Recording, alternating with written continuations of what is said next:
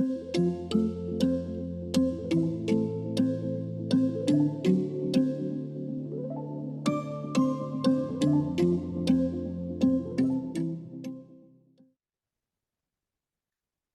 right.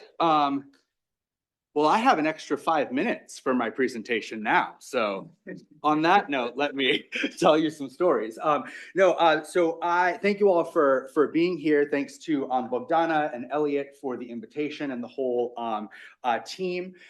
Today, I sort of am dividing up my talk into two kind of parts. The first part is about half of our folks that are here at the symposium are coming from methods and ways of working that are distinct from conversation analysis. So I'm going to begin by giving a little bit of that background that I come from as a conversation analyst and how we've dealt with open data over the years. And then I'll shift in the second half and tell you a little bit about a specific project, a specific data corpus project that Elliot mentioned, the corpus of language, discrimination, and interaction. So I'll tell you in that second half kind of about some of the specifics, some of the trials and tribulations, some of the things that we had to deal with in coming up with that corpus. So let's see if this goes, which it doesn't. So we're off to a great start. Maybe this. Oh, all right. High tech. Okay.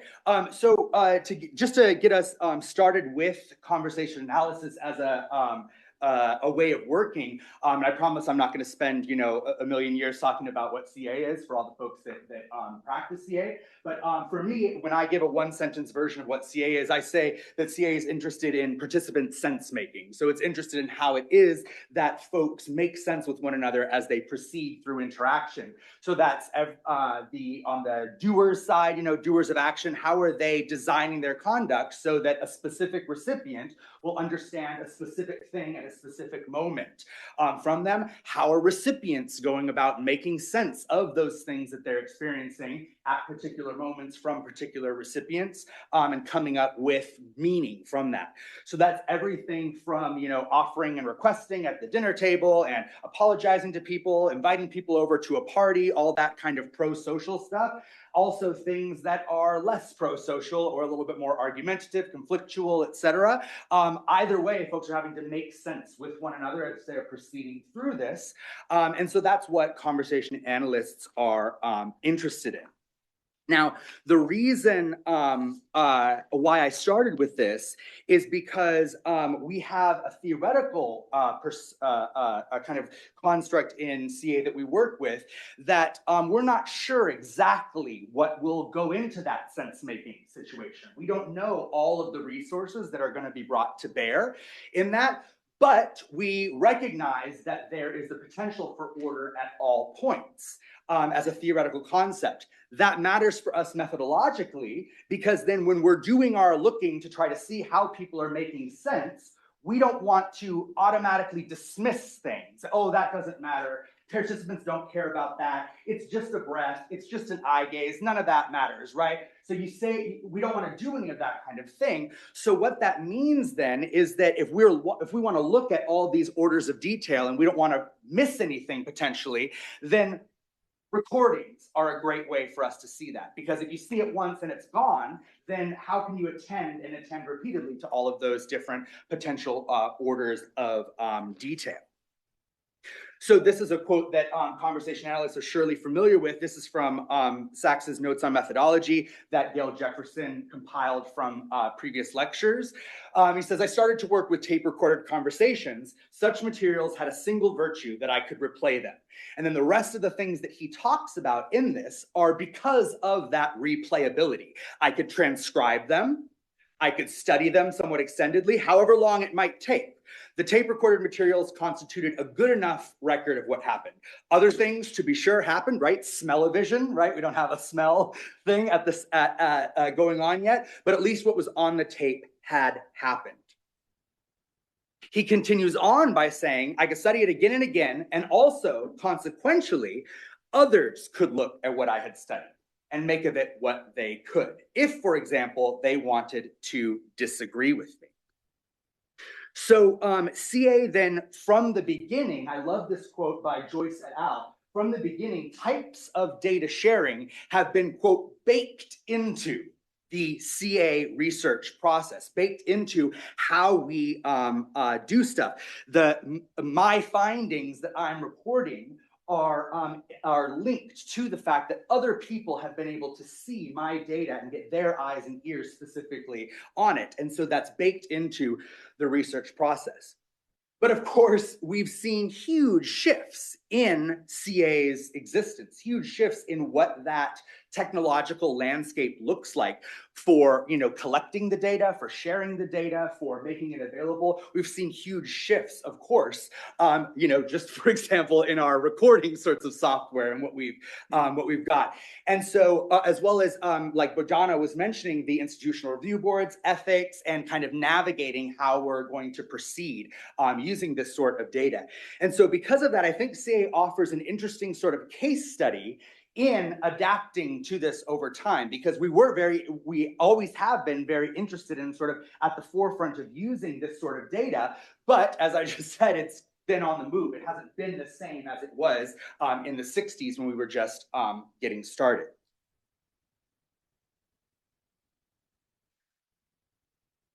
I think really importantly, nowadays, something that we're starting to do, not starting, I should say, in the last 5-10 years, this sort of thing, is that we are, I think, as a field, taking better stock of what our practices are for data sharing, how we're doing it. So the 1-year anniversary that we're talking about here, these are things, they're just levels of granularity and scrutiny and discussion that we hadn't seen, I think, prior in the field. So we're having discussions about data. We're having practical, technical advice. How should we manage clips? How should we manage these corpora? There was the special issue that Elliot mentioned just this year in ROLC about how the ethics of sharing data, how we do this sort of stuff in the field. So I think from the first take-home point of this is I think that we're having these kind of on-record discussions now in a way that we weren't before. And we're realizing, like Bogdana and Joyce have said, one size doesn't fit all for these data sharing purposes. And we have some different ways that we are able to share data and work with them. So what I want to do is highlight 4 types and contexts of OpenCA data to kind of give you an idea of some of the ways that we in CA work with open data. And then, as I said, I'll transition and talk about a specific project from that. So a first context are data sessions that I mentioned before. Analytic jam sessions. Informal get-togethers to collectively explore some interactional data. So the purpose of these, as Betts writes about, is you're trying to get other things on the table. I'm playing the real data for you, and I'm giving the opportunity for other people to give some analytic points about that, and then together we can discuss those things. So any of you who have been in a data session before, you know that we play and then replay and replay and replay the data, that same little segment over and over and over again, where then I'm getting other eyes on it, other ears on it, as opposed to just being having it be myself. So the point is, I brought the data, I collected it, let's say, I'm doing it for my project, etc. But it's not just me. And your access to the data is not only through my eyes and ears, you have it yourself. And that then, when I bring that to data session and then get those, we have that discussion, everything, that then sets me on a path for my analysis that I ultimately come up with, as opposed to it being a solely my sort of endeavor. I thought that it'd be interesting for folks to see what some of this data session stuff looks like from the beginning, because indeed this has been part of the enterprise from the very beginning of our field. So here's Harvey Sachs, and you can see there's a little TV there that they're not using for this segment, but that's a little cassette player that this person has brought data. And so I'm going to play this on the next slide, hopefully. And you can hear at the beginning, Sachs is riffing about kind of a piece of the data that they've just experienced. And then you'll see, then they'll continue on, and this person will play the next, segment, and then they'll talk about that. So just to kind of show you what that looks like. It's not offering a new insultable. It's bringing into doubt what was a potential braggable. Okay? I mean, as to yet, it's not like you're no Harvard man. You probably never graduated from grade school. I mean, that it depends how you go. That you may eventually get.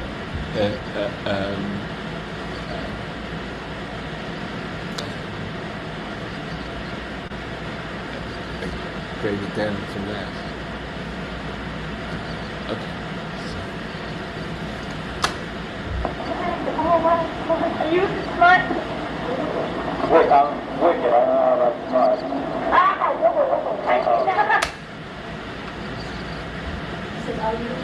Are you wicked smart? Oh, wicked. Oh, you said right. Right. The video was not with the sound, sorry. I don't know why that is, but it was fine before. But old video you didn't see. But the point is, you saw then the next person hit play, and then they see the next little bit of it, and then they're going to talk about that bit. So this riffing on data and having other people do so, this has been part of the enterprise from the very beginning, where then, as I said, my results, as it were, are shaped by the fact that others were able to view the raw data that I was working with. So not just, let me put this up on here, not just, for example, like with ethnographic field notes, where we can still have that discussion, but you are constricted by the information that I have given you from my lens. Where this, if they're going to engage in that level of analytic, doing with the data, then they've got to be able to see that data. Otherwise, they've always got sort of like you can think of it like a sheet or a veil in between them and the data, which is your eyes and your ears, however it might be. And then this first point, just to mention, those of you who have participated in a data session, you know how impactful these can be. That one observation, and you're like, oh my gosh, and your analysis totally goes in another direction because of it. Now, a second type and context of open data that we see in CA is the sharing of actual clips from publications. These clips then give readers access to the raw recorded data themselves. We see this at conferences, for example, playing, here I'm doing my presentation and I give you the examples of the things that I'm showing. But then also we had later on, more wide sharing where it was outside of those specific conference environments or class environments, but things where they're just accessible on there. So like the internet, right? Which was of course a big advancement in the life of CA that wasn't around before. So many of you may be familiar with Manny Shegloff's website where when the internet, was first starting and gaining prevalence, he wanted to put the actual clips from publications on his website and make them openly accessible. So that was done. A shout out to Galena Bolden, who was a graduate student at the time and was a research assistant for Manny, and then did all of the cropping of the videos and digitizing them, because this was like reel to reel and cassettes and all this stuff, digitizing them and putting them online. Now, that's been shifted since Manny passed away, and now all of this is on the ISCO website. So you can see, for example, here's all of Manny's papers, and then you can click on each one. Here's Sachs and Shegloff on home position, and you can just see each of the pieces of data, and you can play them and see each one. Yes? Sorry. Yeah. People are saying they... Oh. It's got a light?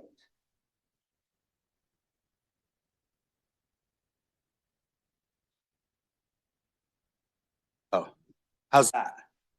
Yeah? Oh, okay. Sorry, I'm loud, so I didn't notice that it wasn't through the speaker. Okay. Hi, everyone online. Welcome. So in this type of, now I need to talk quieter because you're coming in loud. This gives the readers those that raw access again to the actual data of these publications. Of course, we have a lot more possibilities for that nowadays. So Shegloff was, doing it at the kind of very beginning. But nowadays, for example, here's that paper that I said from Mandelbaum and Lerner.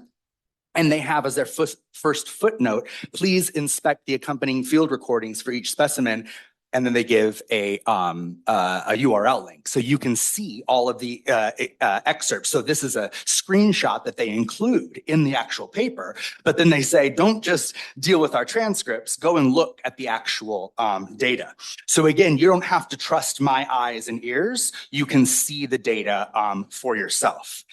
I want to have a brief aside here that I think is important for this, the context of this conference, that the transcripts are tools to help us work with the data, but transcripts for us in CA are not the data themselves. The data are the data. This was a famous thing that at UCLA they always used to say. The transcripts are not the data are the data. You're like, okay, thank you. But the point is that the transcript is a living document. Sometimes we change that for different things that we're doing. And as I said, this is different from other disciplines that do the video recording so that they can get the transcript. Then once you have the transcript becomes the data. And then that is what analysis takes place on, is on the transcripts. So much so that oftentimes IRBs will, at least in the planning process, try to get you to delete original video data beforehand. They'll say, oh, once you have a transcript, that's good enough. And then you need to delete the video data.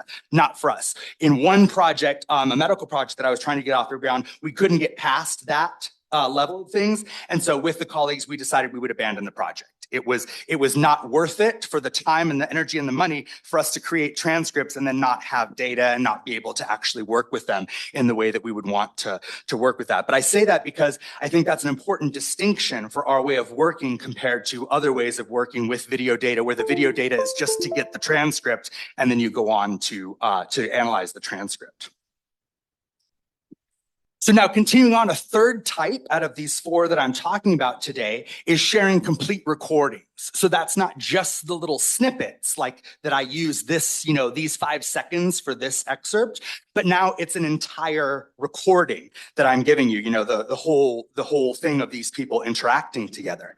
And this was even before those internet advancements that I talked about, where you had these whole videos or audio data and transcripts that were shared informally amongst members of the research community.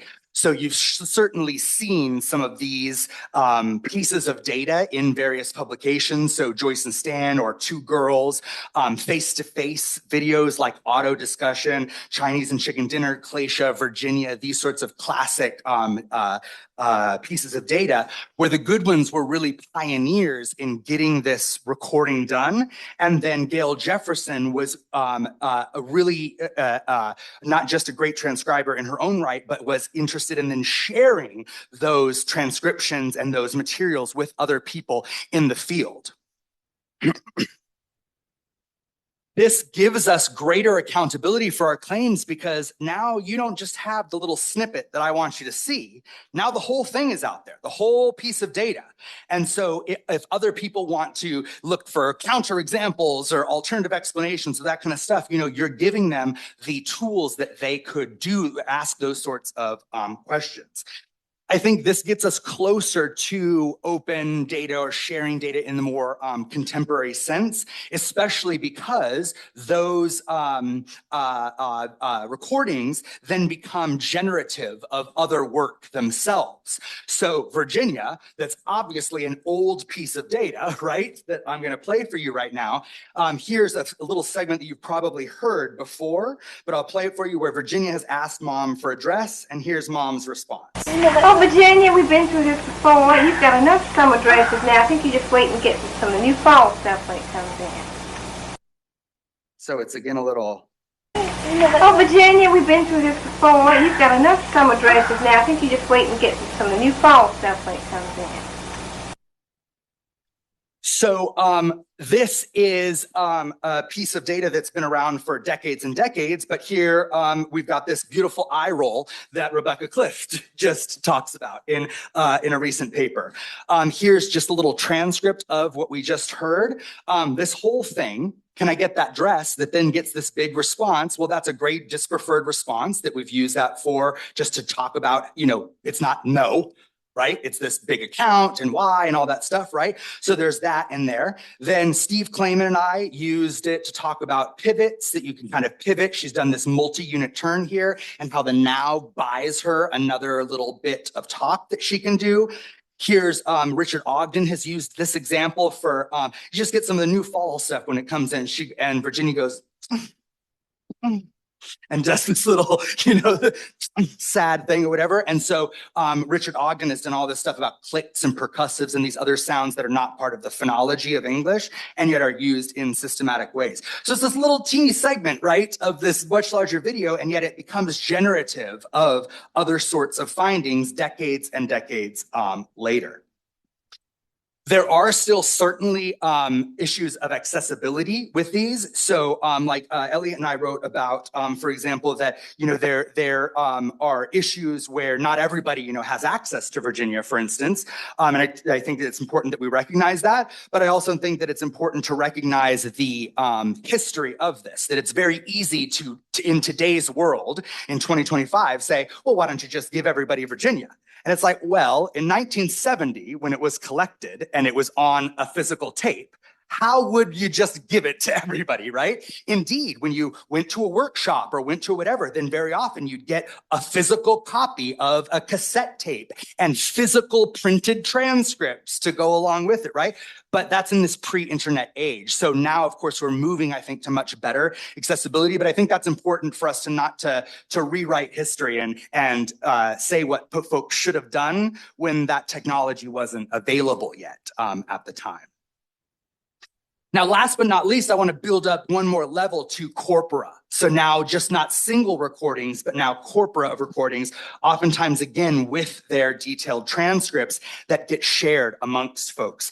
Again, Gail Jefferson putting in the work for all of us for these big corpora. So now hopefully you've seen some of these, like Newport Beach, for instance, where this isn't a single call that we have, but now this is a corpora of several different calls that we have in their entirety. So the stuff about the one-off recordings still apply here, but the reason why I separate these out and I think of them as a little bit different is because corpora themselves give you some additional access to what's going on that you often don't have with the single call. So just to give you some concrete examples, for instance, in Newport Beach corpus, for instance, we know that Emma does not drive. She doesn't have a driver's license.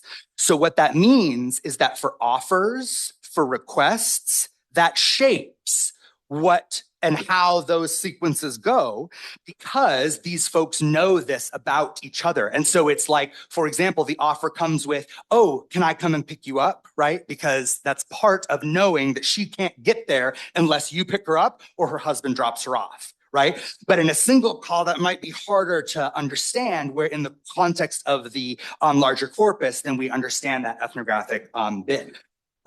Jeff Robinson has a great case where he talks about how are you feeling in American English is produced for cause. You ask how are you feeling in a context where I have evidence that you were not feeling good before.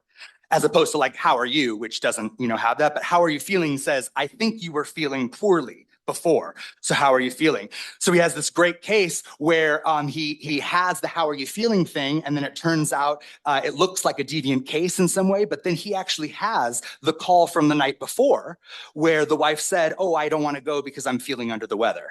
And then the next day it's, oh, how is she feeling? Or how are you feeling? I forget what it is, but he has that prior call that then situates this second one for him.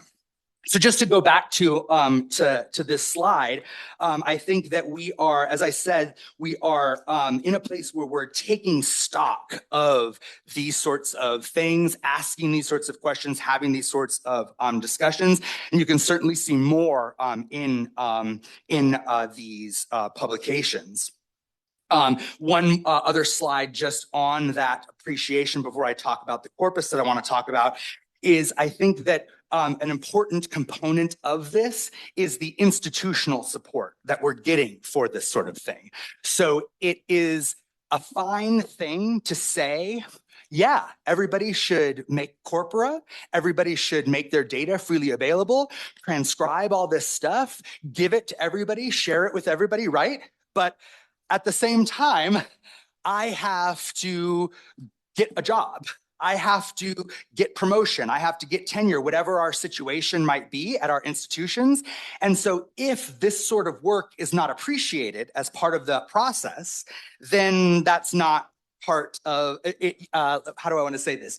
Folks are less likely to be dedicating their time and energy to it because they have like basic requirements that they have to do for job purposes, for their annual reviews, for grants, for whatever. And so if you view data collection and building up corporate and all that as like pre-research and pre-whatever, and then you don't give folks credit for having done that kind of stuff, then you can see how they're probably going to dedicate their time elsewhere, right? Because you've got to do what you got to pay your bills, right?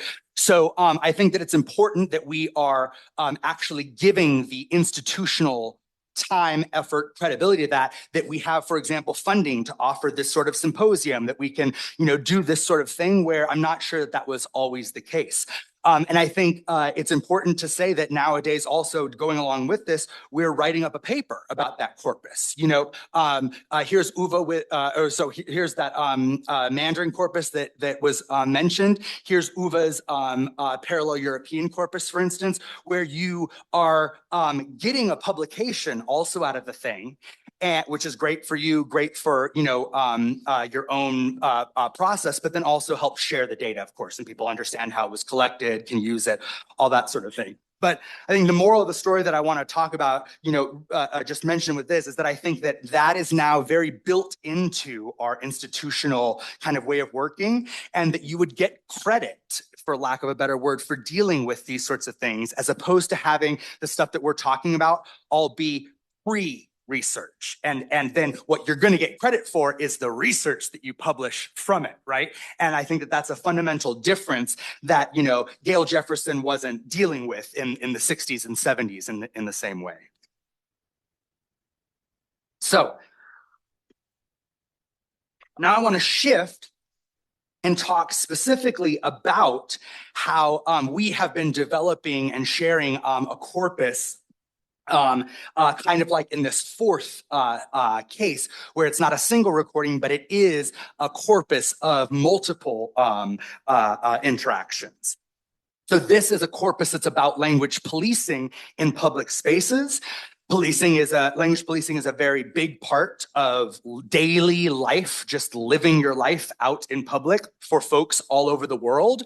In the case of the United States, which is so English heavy and English monologic, I forget the term that somebody has said, but it's this default English monolingualism. And so we see non-English very routinely being targeted in the US context. So there's a famous book in the 90s about Puerto Ricans in New York. And Bonnier Chuoli says, quote, "Nearly every Spanish-speaking bilingual I know has experienced complaints about using Spanish in a public place." And then when we saw with COVID, and especially all the racist sentiments that came along with that, again, especially in the United States with, quote, "the Chinese virus" and this sort of discourse, we had huge rises in Asian hate, and then you have and hate crimes, and you have language being one of the things that's targeted as part of that. Here down below, these are popular press articles. Here's just another one that just came out recently in the New York Times. You caught me, I'm speaking Spanish, out in public. But there are cases, there's one of these from the UK, like this is, a thing that folks are experiencing. So what we tried to do is bring some of these cases together into a corpus, the corpus of language discrimination in interaction. And when I say we, these are the folks that I am mentioning. Any positive feedback, you can go ahead and give that straight to me, but negative stuff, you can be sure to write down these people's emails and contact information. Saul, Elliot, feel free to give those negative assessments right to those people. Now, what we did, well, we posted these things. I'm showing you kind of the end result, and then I'll go back and kind of show you how we developed this. We put these on the EMCA wiki that Saul has really generated and helped maintain for the community as a whole. We have a little intro, about what the corpus is, but then as you scroll down, you can just see each of the cases, each one with a little bit of information about them, and then over here on the right, you can download the files from it. So the transcripts in different formats, and then also the videos from them. So all of those are on the OSF website. There's about 80 of them online now, but I have various other ones as well that I'm just, to be honest, behind on the transcription part. That's a point that I'll come to later, just about how to work through the workflow of creating one of these things. But then as you click on each case, like I said, you can download them and have all the stuff for yourself, but also you can just click, if you go back and just click over on the, on the side, CLDI 01, 02, et cetera. As you go into it, then you can see they've got a little bit of ethnographic stuff about it. And then you've got the transcript right below with the video over to the side that, like I said, you can download for your own purposes. So I want to show you a couple of these just to give you a sense of what these sorts of moments look like. And then, like I said, I'll go back and talk a little bit more about how we developed it. So here's a first case.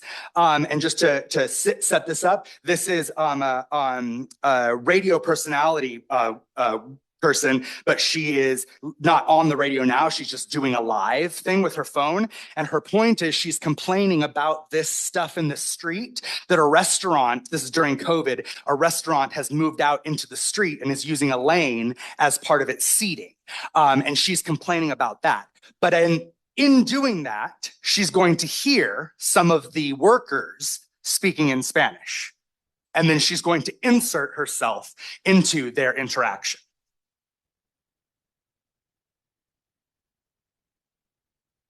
See, you have the parking spot here where these chairs are, and then it juts out the sidewalk there. This is done in stages. Look at the building. Excuse me, how come you're speaking Spanish? Because a lot of my friends here speak Spanish. But aren't they in America? Yeah. So shouldn't you be speaking English? This one goes on for another 8 minutes, so I'm not going to give you any of the fun details about how we worked that out, but hopefully you can get a sense of the sort of thing that we're talking about here. A self-proclaimed agent of social order. I love this phrase by Edward Reynolds.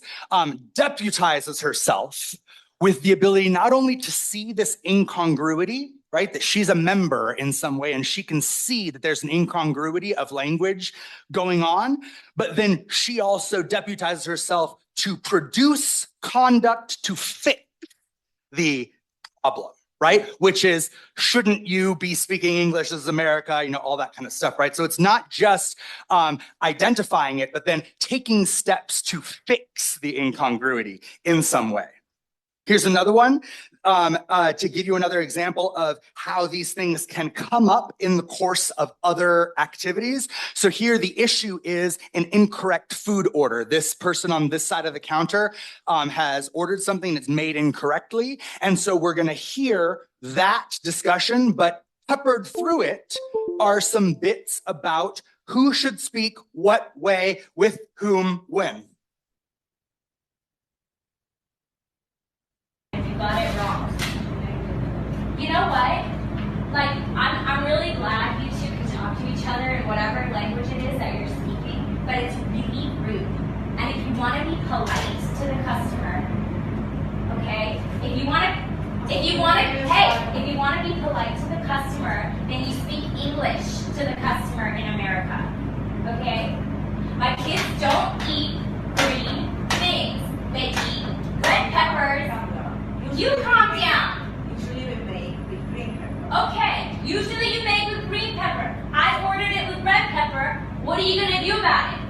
If you like, we can make you like. Okay, well, how long is it going to take? 15 minutes. 15 minutes. I don't have 15 minutes for you not to know English, not to get it right the first time. You get it right the first time. The customer is always right. That's how it works here. And I don't have time for this. I don't have time for 15 minutes of you being rude, talking about whatever it is you're talking about, in whatever language it is that you're speaking, okay? This is America, and you get it right the first time. You get it right the first time. Get it right the first time. Get it right the first time, okay?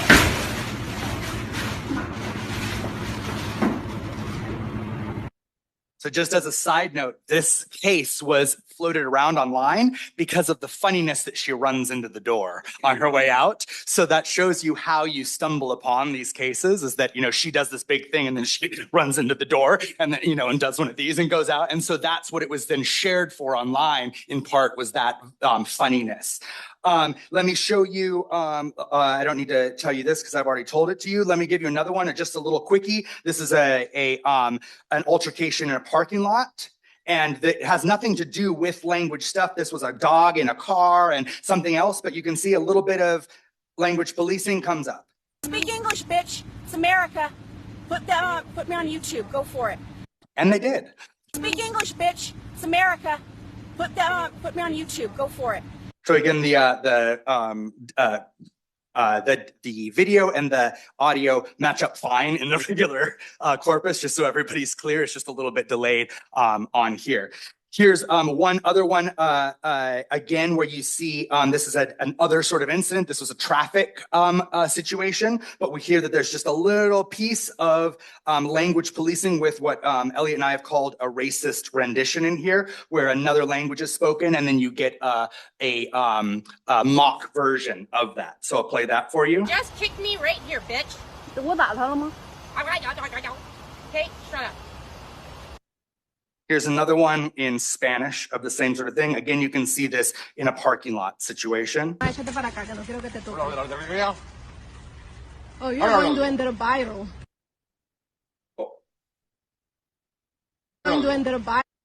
Okay, great. Sorry.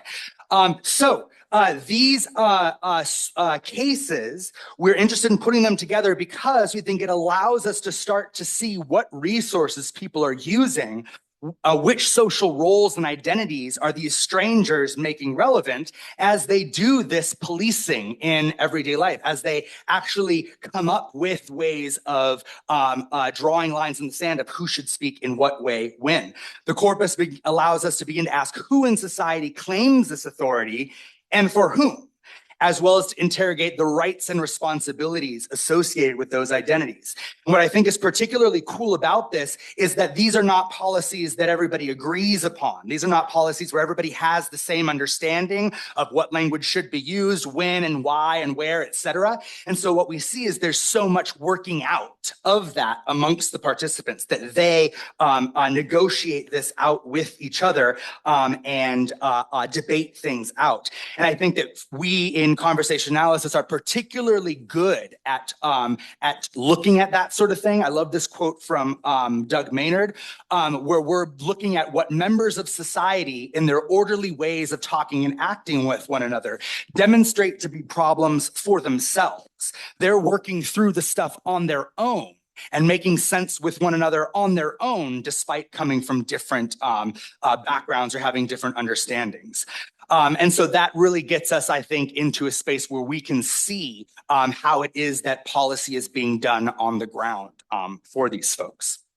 Now, to take a step back and kind of tell you a little bit about the process that built this up, hopefully you can see by those little clips that I showed you, what we're dealing with in a lot of these cases are these liminal spaces where it's not the front stage, as it were, of like, the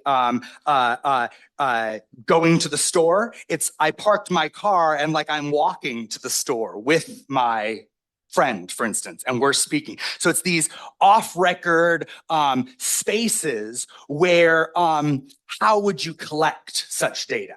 I love this quote by Jones and Jeff Raymond. Even the most skilled researchers might have a really difficult time getting, for example, people talking to one another in a parking lot as they, fighting with one another in a parking lot as they're moving towards some place. It's not the doctor's office where you're having people constantly come in and like do a doctor visit, let's say. This is, some days it's randomly there, some days it's not type of a thing. So these viral videos that get posted online and shared really become a great resource for us because it gets those little singular cases that are spread out. So in our corpus, that we have a lot of bystander video, like in some of those cases where it's somebody with their cell phone who's recording it. But we also have things that have been posted like rear view mirror cameras in rideshare applications and security cameras as well from stores, restaurants, that sort of thing. So what we did is that we had members of the project look and try to find these sorts of cases. So that included news stories, because these are very routinely pop up on the news in various ways, YouTube and Reddit clips, social media posts that have this sort of discrimination in public settings. This was a purposive sampling method where we did a variety of things to try to find these cases. So English language keyword searches, so things like Spanish or different like language names, racism, that kind of stuff. Then what happens is a lot of times, as any of you have worked with this type of data know, you get the algorithm that suggests other videos for you. So it's you might also like, if you like this racist video, you might also like this other racist video, right?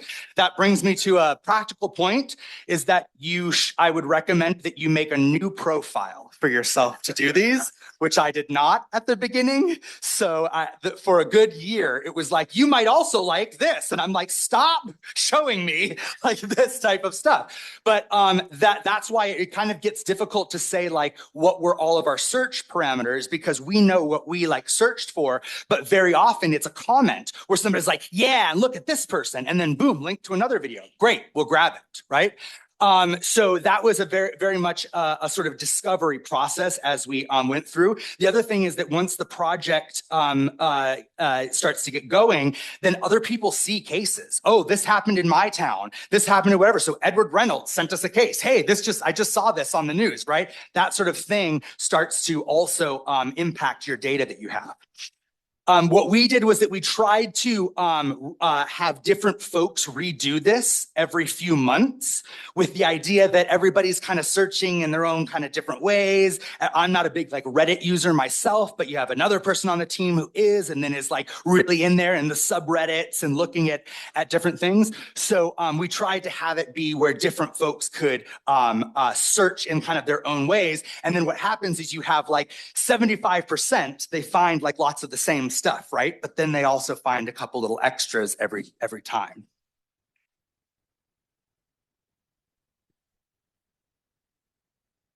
So for us, we erred, as I'll say, on the side of inclusion. The exclusion criterion that we dealt with was having unedited video footage. So especially in the case of news outlets, it's little snippets that they would give you of the interaction. And very often, those snippets are not even in the actual progression of how the interaction proceeded. They'll show a segment from later first, and then they show an earlier segment, that sort of thing. So we needed to make sure that we only used the original unedited video, which we were able to, it wasn't really a big deal. We could find the unedited video for everybody but a few cases, which then we excluded because we didn't have the actual data to deal with that.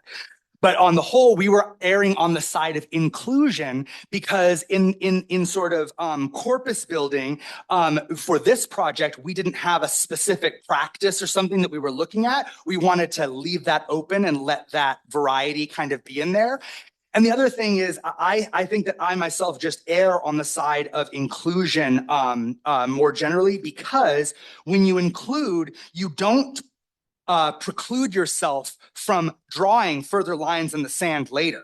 So my perspective is, once you exclude, it's off your radar and it's kind of like gone from what you're looking at, where you can include things and have the core and then have other ones that are kind of on the side. But once you exclude, once you say like, you know, not taking that into account, I think it's very hard to keep track of it anymore, right? But for example, if you were interested in the corpus and using it, and maybe you're interested in just institutional settings, or you're just interested in Spanish speakers, or you're just interested in Chinese, whatever, you can exclude or do more kind of paring down for your own purposes, we were happy to include everybody at this stage. A couple obstacles that I wanted to share and kind of the ways that we dealt with them. I know various folks are working with these sorts of found data and surely are coming up with some of these same situations. So we have various cases where we have the entirety of what happens. So we have before the interactants come into contact, them then becoming into contact, having their thing, and then going their separate ways. So for security camera footage, for rear view mirror cam, this guy that posted this had a full minute of him just driving on the way to pick up this guy. And then the guy gets in, they have their thing, and then eventually the guy gets out of the car. So we have the entirety for a lot of cases, but that's not always the case. Very often the lead up to the encounter is not recorded. We saw this in some of the data session that we looked at yesterday. And this is because the recording starts because the thing becomes identifiable as an event, right? But that means that stuff has already happened to make it identifiable for me to pull out my phone. So we've missed some of that beginning stuff, and we want to keep that in mind. That is a difficulty for us that then we need to kind of keep in mind of how we're going to proceed through that. One of the things that we did to mitigate this is in our transcripts, you can see this little ethnographic notes thing in each case. They all start like this. And what we've done is we've tried our best researching each case to try to see as much about the scene as we can. So for example, the metadata, when someone posts the video and says, so I was standing in line at the blah, blah, blah, and this is what happened to me, right? We can't analyze that beginning in the same level of granularity as we can with the video. But what I'm trying to say is that it's not a mystery what happened before. We do have some information, at least from one side of the encounter, of what happened. And very often, like we saw in the data session yesterday, in the data that we do have, there is recapping of what happened before. And then you can see, for example, that both parties are in agreement about that happened before. And in our case, it's the folks don't have a problem seemingly saying like, yes, I was policing you in some way. And so there's not a disagreement about, did that happen? Did it not? Right. So it is the case that we can't analyze this, beginning in the same level of granularity, but we at least have it. Another thing was news reports. So the news that writes articles about these incidents, they have done lots of investigating themselves. So news reports cite the establishment as a Mexican restaurant, the target as the restaurant's manager, and bystander 2 being one of the restaurant's chefs, right? I mean, that's a lot of ethnographic information that we get to add into our understanding of what the case is. Very often, the news has interviewed both parties or both sides of the thing. And so you've got all those quotes from the actual participants. Again, it's not the same level of granularity that we can scrutinize as if it were in the data, but it's also not a mystery totally as to what happened before these for a lot of our cases. Another issue that we come across that those of you who are working with this type of data have seen is that the person doing the recording is often not visible, and only sometimes are they audible if they're participating in some way. But they are still making choices about who to focus on, who to put the camera on. Is it on themselves? Is it on another person? And so that is something that is available for analysis.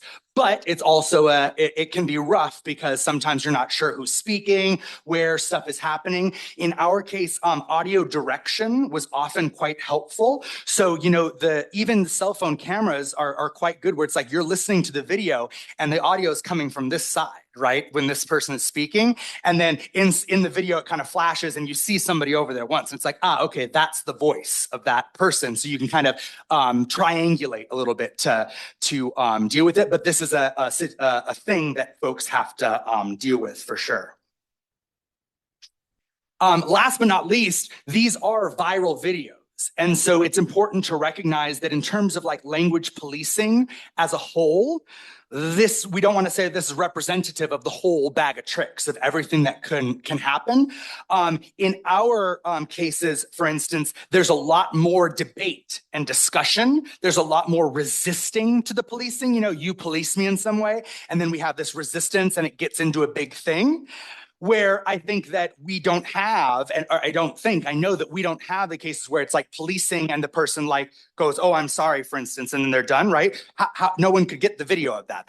That's too quick, that's right. So we don't want to bias and say that this is reflective of everything, but it is of a certain type that we can see. And the other thing is there's no problem, in my view, with saying it doesn't matter if this is like representative of the majority or something. That's a separate question.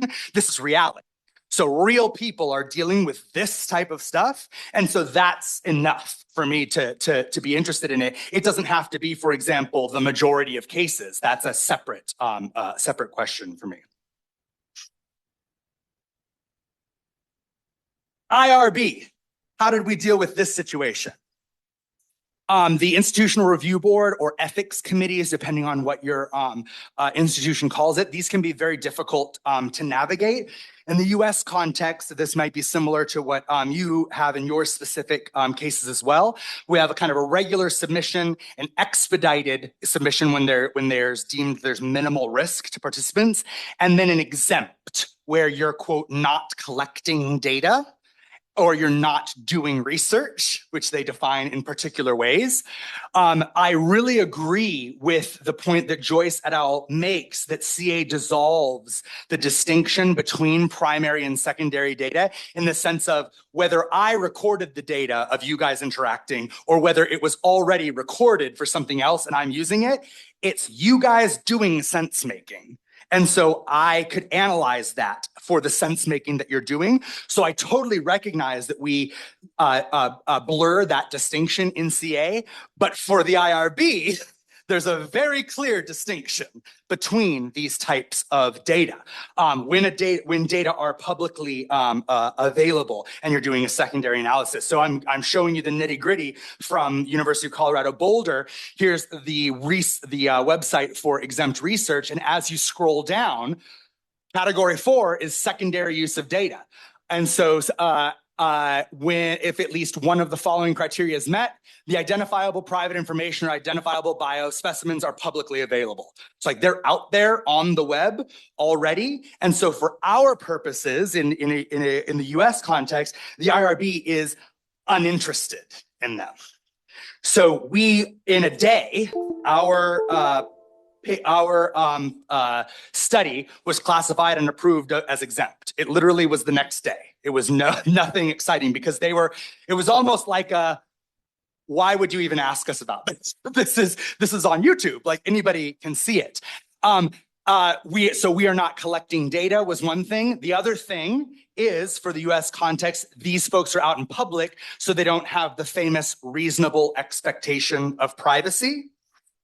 From a US standpoint, Uwe and I were talking about this on the way over because there's definitely national differences between these things. I'll say more about that in a second. And I think it's a little bit up in the air right now. So this was the case for, I believe also Loughborough also gave us an exemption for this that we were, so we're doubly okay. Before all of you are like, what have you done?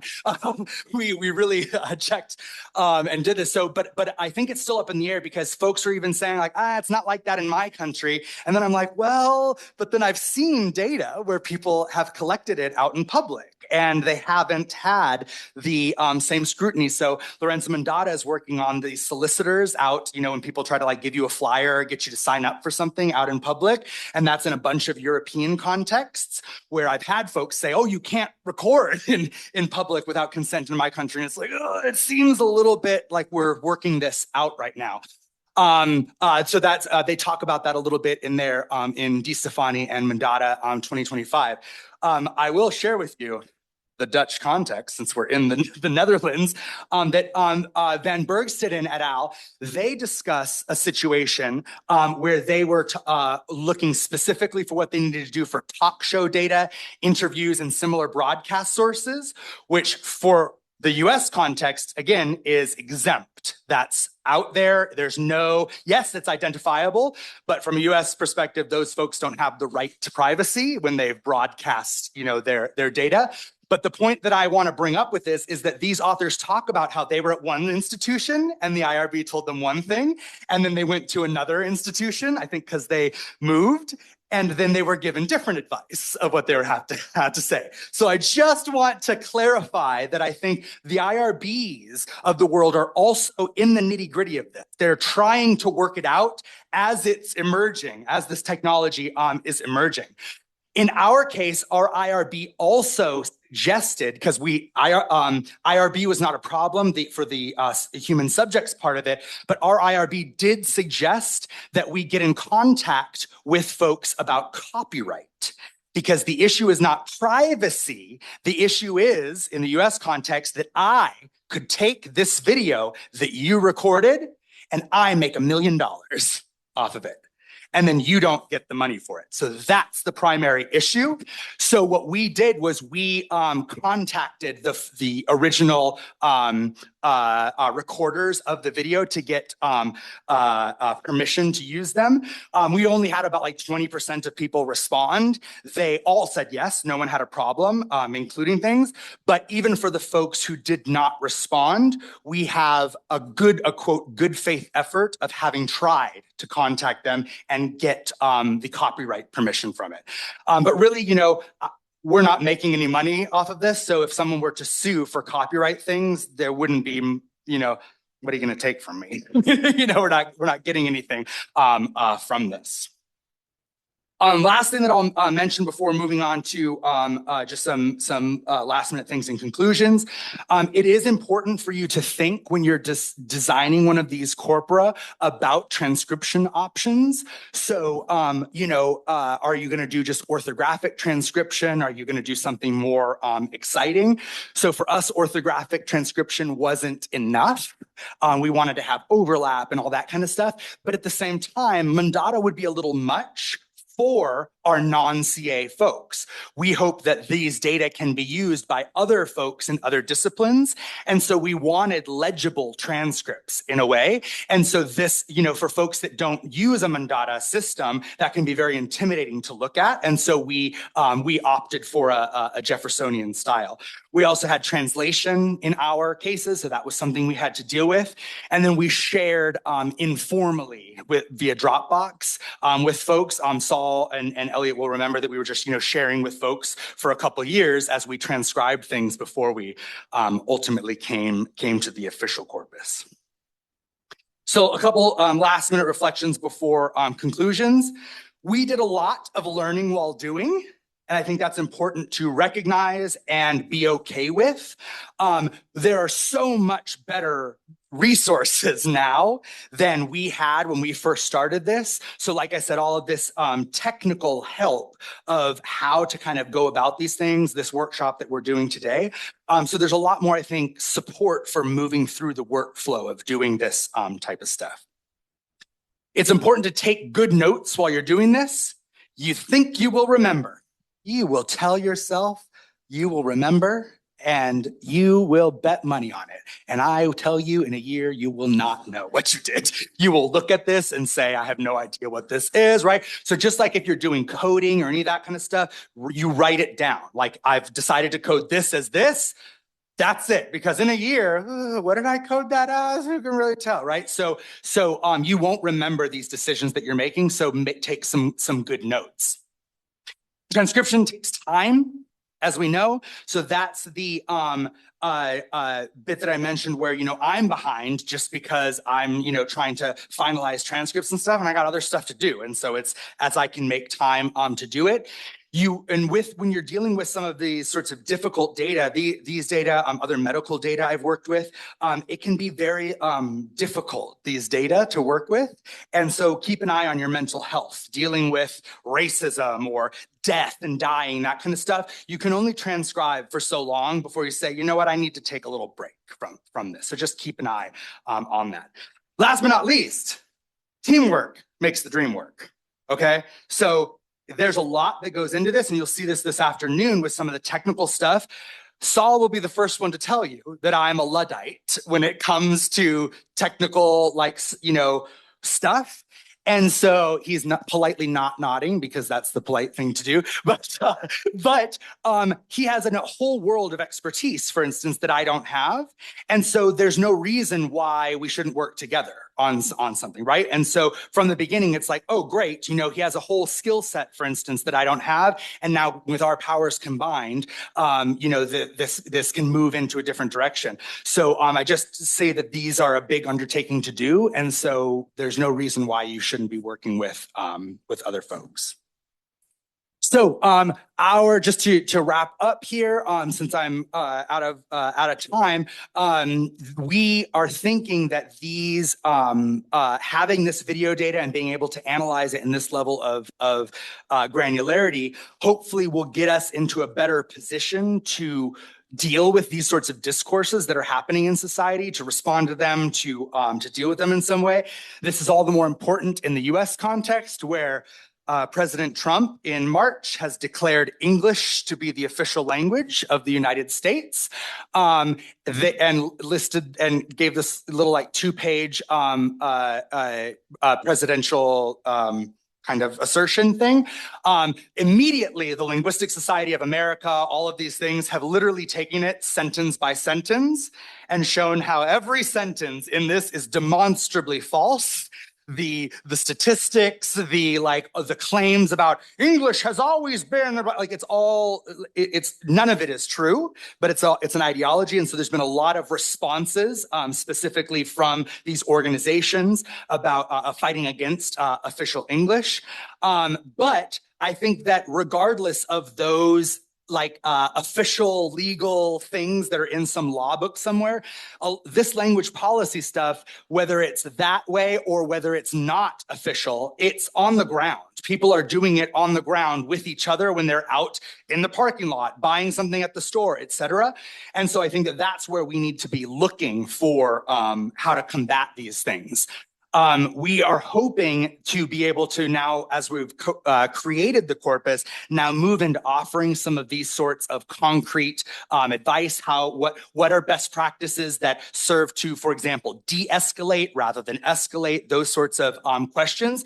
But that'll be another context of data replayability when we're talking to people who are not interested in CA or in interaction for interaction's sake, but we're trying to make arguments about how to proceed through these conflictual interactions. And so we're going to need to play the tape for them, especially in a context where, folks let their imaginations just, run wild. Oh, anybody does what they want in interaction. How can we say it gets very powerful when then you say, let's roll the tape. And let's see another one, and let's see another one, and let's see another one. And then it gets harder and harder to just say, well, what could we really do? Anybody can do anything that they want in interaction, and to kind of work them around to this idea of the potential for order all points. So I think that'll be yet another context that will start to be playing these data in to try to make those sorts of contributions. Here are some references just so, because we're going to make this available. So anything is, you can see anybody that I've cited, and that's it. Thank you.